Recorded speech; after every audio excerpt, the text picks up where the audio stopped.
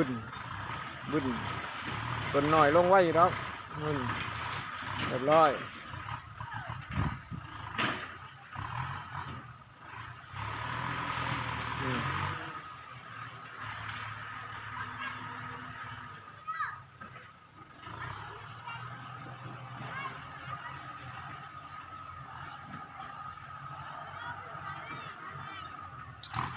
คักเป็นเฮ็ดให้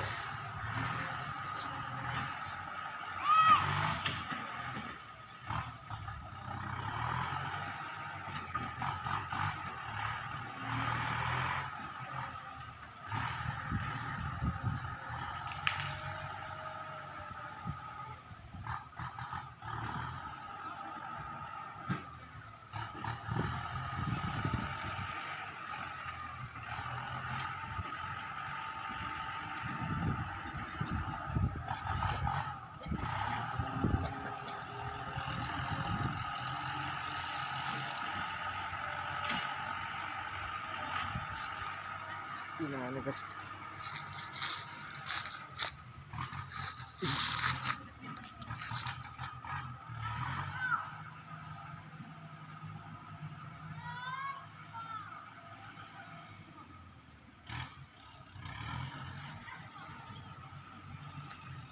อันนี้เราเพิ่นยังไม่ทันเอาออกเรา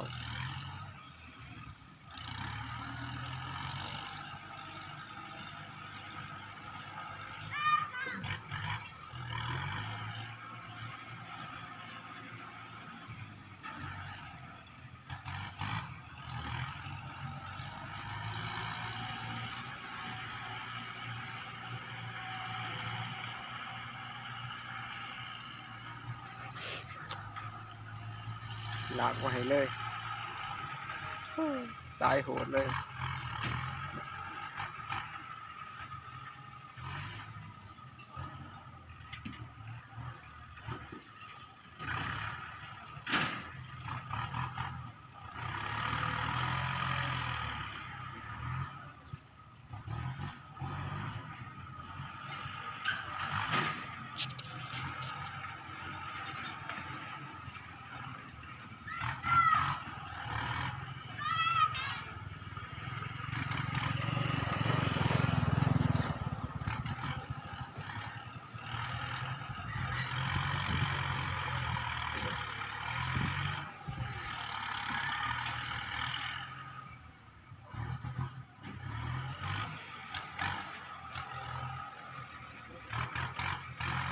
ไทยบอลสิปลูกมัน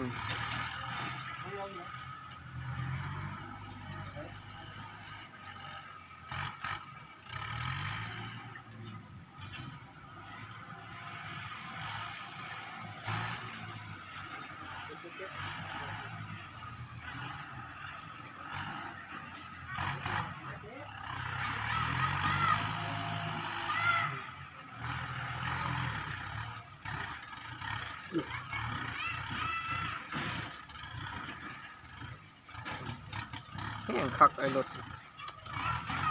คุณฝากนะก็มีคนฝากข้างเมืองนะนี่เนาะฝากข้างนะก็ดุดมีรถ4 คันมา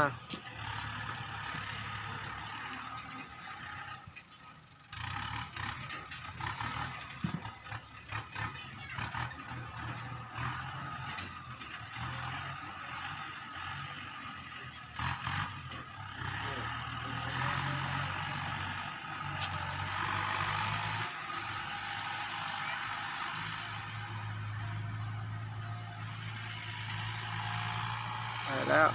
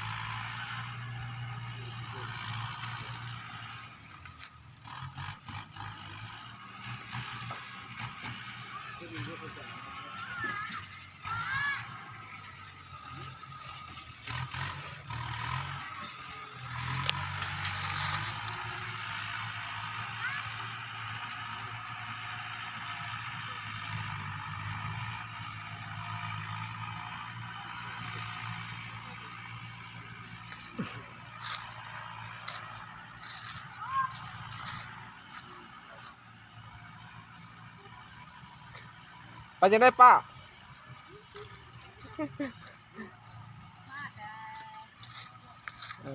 บ่ได้ไปหาเห็ดเพาะบ่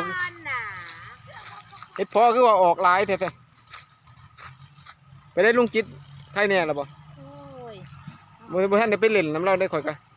มึงมาเหมือนนี่